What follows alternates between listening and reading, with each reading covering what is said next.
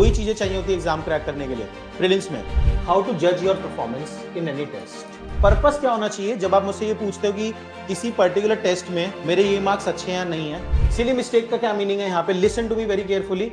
How to जज your performance in any test, in any particular test how you will जज your performance, इसको discuss करते हैं, है ना। आप काफी बार मुझसे ये चीज पूछते हो कि सर इस पर्टिकुलर टेस्ट में इतने मार्क्स है, is it good marks, is it bad marks, etcetera, है ना। It's a very important thing, right. अब हाउ टू जज योर परफॉर्मेंस या फिर हाउ टू एनालाइज, मेनली तो आप जज करना चाहते हो, एनालाइज तो हम आपको पहले भी बता चुके हैं कि जो क्वेश्चंस गलत हो रहे हैं उसमें देखो कि क्या रीजन है, क्या कंटेंट का शॉर्टेज है, रिवीजन है, एप्लीकेशन है, सिली मिस्टेक है, and then you can take the corrective step. But the more important thing for you is you want to जज इट ओवरऑल कि आपका परफॉर्मेंस कैसा है ना। देखो मैं कैसे जज करता था, मैं वही क्राइटेरिया आपको सिखाता हूं। इतना इतना मैच्योर और इतना अंडरस्टैंडिंग आपको होगा कि यार किसी भी पर्टिकुलर टेस्ट में आपका जो परफॉर्मेंस है वो रिलेटिव है, राइट। रिलेटिव परफॉर्मेंस है in relative to the fellow aspirant. Ultimately हो सकता है किसी पर्टिकुलर टेस्ट में 80 नंबर भी बहुत अच्छे हों, ठीक है ना, या फिर ऐसा हो सकता है कि किसी पर्टिकुलर टेस्ट में 110 मार्क्स भी खराब मार्क्स हो, राइट।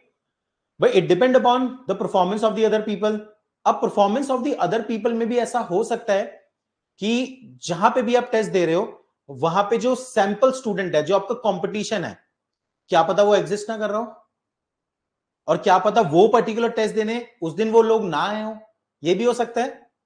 इजंट इट, मानते हो आप? तो इट्स वेरी सब्जेक्टिव कि हम ये माने कि हर टेस्ट की एक पर्टिकुलर कैप लगा दें कि भाई 90 नंबर आए तो अच्छा परफॉर्मेंस था, 100 नंबर आए तो अच्छा परफॉर्मेंस था, है ना। मेरा क्या नजरिया होता है, मैं आपको अपना बताता हूं। कोई एब्सोल्यूट नंबर मैं आपको नहीं बताने दे रहा, बताना चाह रहा। मेरे हिसाब से the purpose of judging your performance, पहले उसको क्लियर करते हैं, पहले पर्पस क्लियर करते हैं, फिर बताऊंगा कैसे जज करेंगे। क्या पर्पस है, आप अपनी परफॉर्मेंस को क्यों जज करना चाह रहे हो, please tell me this thing. मैं रीजन देता हूं, आपको क्लियर होगा। सबसे पहला, you want to know if you are going to clear prelims.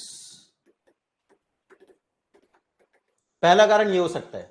दूसरा कारण क्या हो सकता है, उसको आपको जज करने का क्या पर्पस हो सकता है, you want to know whether your MCQ solving skill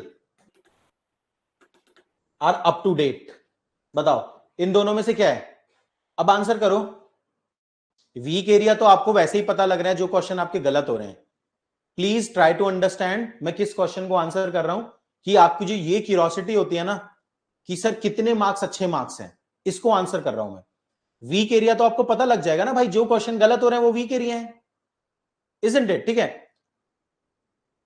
हाँ अब देखो यही ट्रैप है, इसलिए मैंने ये ऑप्शन लिखा। You want to know if you are going to clear prelims this year.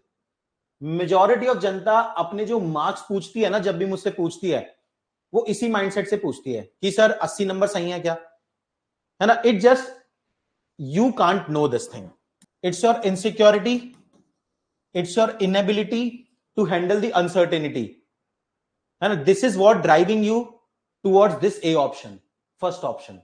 You can't know it, you can't know it for certain, है ना। हो सकता है आपके इस टेस्ट, ये टेस्ट अच्छा चला जाए और एग्जाम वाले दिन आप बेकार परफॉर्मेंस दे दो, है ना। Please try to understand this thing. मैं काफी बार आपको मोटिवेशनल और ज्ञानबाजी की भी बातें करता रहता हूं कि you can't know this thing, बाद में ही पता लगेगा कि आपका हो रहा है या नहीं। लिव विद दिस अनसर्टेनिटी, ठीक है ना, समझ में आ रहा है ना। इसको पर्पस को एलिमिनेट कर दो, ये पर्पस नहीं है हमारा, हमें नहीं पता हमारा प्रीलिम्स हो रहा है या नहीं। इस अनसर्टेनिटी के साथ सोना सीख लो लाइफ में, highly important if you want to be ambitious. काफी बार डिस्कस कर चुका हूं मैं आपसे ये बात, है ना। पर्पस क्या होना चाहिए जब आप मुझसे ये पूछते हो कि किसी पर्टिकुलर टेस्ट में मेरे ये मार्क्स अच्छे हैं या नहीं है, पर्पस ये होना चाहिए कि यार हम टेस्ट क्यों सॉल्व करते हैं, to check our MCQ skill. Knowledge के लिए यू स्टडी दी कंटेंट। आपको याद करो एलएमएस का पहला सेशन, मैंने आपको बोला था दो ही चीजें चाहिए होती है एग्जाम क्रैक करने के लिए प्रीलिम्स में, एक इंफॉर्मेशन जो कि आपको लेक्चर्स में मिल रहा है, जो आप पढ़ रहे हो, एक एमसीक्यू सॉल्विंग स्किल जो हम एलएमएस में सीखेंगे। आप पेपर क्यों दे रहे हो? ताकि आप एमसीक्यू सॉल्विंग स्किल अपने चेक कर पाओ। यहां तक सही है? अब समझना मेरी बात। अगर आपका यही पर्पस है, जो कि होना भी चाहिए, तो क्या पर्पस निकल के आया? Whether we have adequate MCQ solving skill और नॉट। ठीक है, अगर ये पर्पस है तो how you should be judging the performance in any particular test. अब सुनना मेरी बात। Identify the number of silly mistakes. Silly mistake का क्या मीनिंग है यहां पे? Listen to me very carefully. जब आप कोई टेस्ट सॉल्व करते हो और उसमें जब आप देखते हो कि कौन कौन से क्वेश्चन रॉन्ग हुए, है ना, मान लो आपने कोई टेस्ट सॉल्व किया, उसमें आपके 30 क्वेश्चन रॉन्ग हो गए, लेट्स से 30 में से कम 8 या 10 क्वेश्चन ऐसे होते होंगे जो आपको देख के ही लगता होगा अरे यार ये कैसे गलत कर दिया मैंने, है ना। समवेयर आपके पास वो नॉलेज होती है बट आपने एप्लीकेशन रॉन्ग कर दिया, कोई बिल्कुल सिली मिस्टेक, करेक्ट इनकरेक्ट गलत पढ़ लिया। मतलब द आइडिया इज कि you had the information but somewhere आपने एमसीक्यू सॉल्विंग में गलती कर दी। इन 30 में से 10-12 क्वेश्चन ऐसे भी होते होंगे जो आपको देख के लगता है ये तो होते ही गलत, मैं कुछ कर ही नहीं सकता था इसमें, राइट। बट 8-10 क्वेश्चन ऐसे भी होते हैं जो आपको देख के लगता है अरे यार ये कैसे गलत कर दिया। होते हैं ऐसे क्वेश्चन, एग्री करते हो? You are able to relate to this thing, right. अब ये जो सिली मिस्टेक्स हैं, ये जो 8 to 10 क्वेश्चंस हैं, है ना, यही डिटरमाइन कर रहे हैं आपकी performance. Your goal of solving test should be to make this number 0. You should be having zero tolerance policy towards these kind of mistake. ठीक है ना। आपको उस स्टेज तक रीच करना है कि आप पेपर सॉल्व करने के बाद आपके जितने भी मार्क्स आए और जितने भी क्वेश्चन आपके गलत हुए, है ना, आपको ये कॉन्फिडेंस आ जाए कि यार मेरे पे जितना इंफॉर्मेशन था मैंने बेस्ट लगा दिया। ठीक है, समझ में आया?